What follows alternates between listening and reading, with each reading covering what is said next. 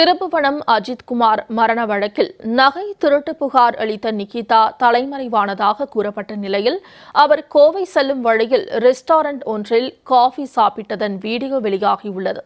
அது மட்டுமின்றி நிகிதா குறித்து பொதுமக்கள் போலீசுக்கு தகவல் அளித்த போதும் அவரை போலீசார் கைது செய்யவில்லை என கூறப்படும் நிலையில் என்ன நடந்தது விரிவாக பார்க்கலாம். மடப்புரம் கோயில் காவலாளி அஜித்குமார் கஸ்டடியல் மரண வழக்கில் தொடர்புடைய நிகிதா தலைமறைவாகியதாக தகவல் கசிந்தது.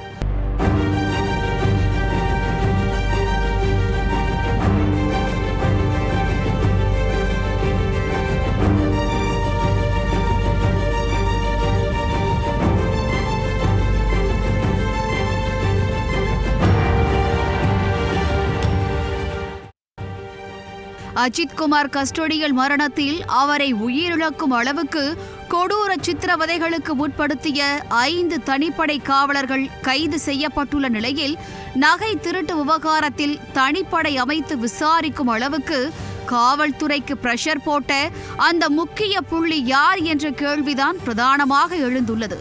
அதையும் தாண்டி காணாமல் போனதாக கூறப்படும் நகைகள் குறித்து இதுவரை எந்த தகவலும் வெளியாகாதது உண்மையிலேயே நகைகள் திருடு போனதா அல்லது 500 ரூபாய்க்காக ஏற்பட்ட தகராறில் அஜித்குமாரை பழிதீர்க்க தனது செல்வாக்கை நிகிதா தூண்டினாரா போன்ற சந்தேக கேள்விகள் எழுந்துள்ளது.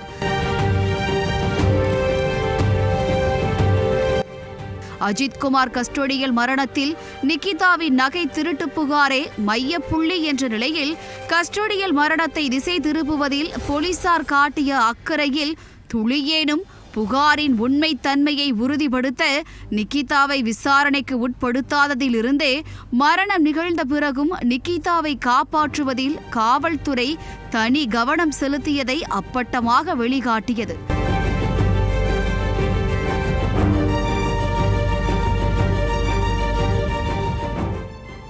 அதுவும் நிகிதா மீது அடுக்கடுக்கான மோசடி புகார்கள் குவிந்த வண்ணம் இருக்க அவரை கைது செய்வதில் போலீசார் ஆர்வம் காட்டாதது நிகிதாவுக்கு போலீசார் உடந்தை என்ற சந்தேகத்தை மேலும் வலுப்படுத்தும் விதமாக இருந்தது.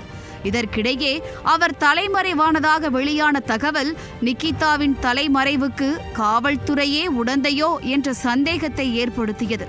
இந்த நிலையில்தான் அஜித்குமாரை பறிகொடுத்து அவரது குடும்பம் கதறி கொண்டிருக்க மூலக்காரணமான நிகிதாவோ ஹாயாக ரெஸ்டாரண்டில் காஃபி சாப்பிட்டதன் வீடியோ வெளியாகி மக்களிடையே கொந்தளிப்பை ஏற்படுத்தியுள்ளது.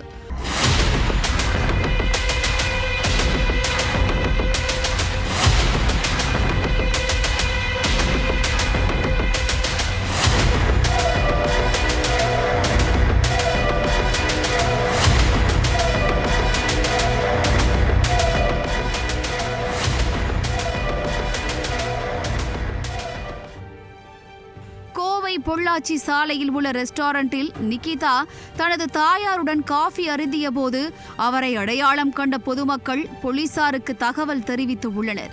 காவல்துறையின் அவசர உதவி எண் 100 மற்றும் அருகில் உள்ள காவல் நிலையத்திற்கு நிகிதா குறித்து பொதுமக்கள் தகவல் அளித்த நிலையில் நீண்ட நேரமாகியும் போலீசார் யாரும் வரவில்லை என தெரிகிறது.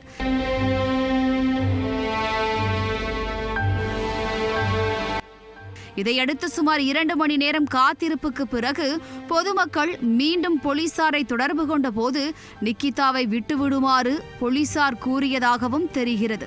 இது தொடர்பாக பொதுமக்களுக்கும் போலீசாருக்கும் இடையே நடந்த தொலைபேசி உரையாடலின் ஆடியோவும் வெளியாகி உள்ளது. மகாலிங்கபுரம் போலீஸ் ஸ்டேஷன் பேசுறேன். என்ன பிரச்சனைங்க சார்? ஒன்றும் இல்லைங்க சார், இது அந்த திருப்புவனத்தில் கொலை நடந்தது இல்லைங்க சார். சரி, காவல்துறையில் அதிகாரிகள் அடிச்சாக்கிட்டாங்க அப்படின்னு சொல்லிட்டு அந்த அம்மா கூட கம்ப்ளைண்ட் பண்ணிச்சு. ஆள் அப்ஸ்காண்டிங்கு எஸ்கேப் ஆயிட்டாங்க அப்படின்னு சொல்லியிருந்தாங்க பேப்பரில் டிவில எல்லாம். அவங்கள வந்து அமிர்தசரை போர்ட்டில் கிட்ட வண்டி லாக் பண்ணி வச்சுருந்தோம்.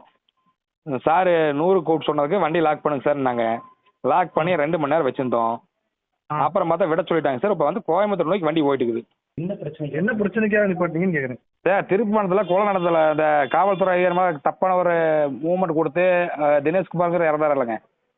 ஆமாம், அந்த அக்கா கம்ப்ளைண்ட் பண்ணாங்கன்னு சொன்னாங்கல்லங்க, நகையை காணா அப்படின்னு. அந்த அவட அக்காவும் அவங்க அம்மா அவங்க மகனா தம்பியை தெரியாது 3 பேர் கார்ல வந்தாங்க, ஹோண்டா சிட்டி கார்ல. நாங்க அமிர்தசரத்தில் டீ சாப்பிட போகும்போது பார்த்தோம். பார்த்துட்டு இந்த மாதிரி நீங்க காண தலைமறைவுங்க வேற இங்க கோவை மாவட்டத்தில் பொள்ளாச்சி இருக்குன்னு சொல்லி கம்ப்ளைண்ட் பண்ணுங்க 100ல். தலைமறைவு நமக்கு எதுவும் இன்ஃபர்மேஷன் வந்துருக்கா? தலைமறைவு ஏதாவது இன்ஃபர்மேஷன் வந்துருக்கா? சார் நான் கண்ட்ரோலில் செக் பண்ணிக்கிறேன் சார். நான் செக் பண்ணிட்டு உங்க லைனுக்கு வரேன். கையில் சிக்கிய நிகிதாவை போலீசார் கைது செய்யாதது ஏன் என்ற கேள்வி எழுந்துள்ள நிலையில் வழக்கு சிபிஐக்கு மாற்றம் செய்யப்பட்டுள்ளதால் நிகிதாவை போலீசார் கைது செய்யவில்லை என்றே கூறப்படுகிறது. நிகிதா மீது நீதிமன்ற சார்பில் பிடிவாரண்ட் போன்ற எதுவும் பிறப்பிக்கப்படாததும் காரணமாக கூறப்படுகிறது.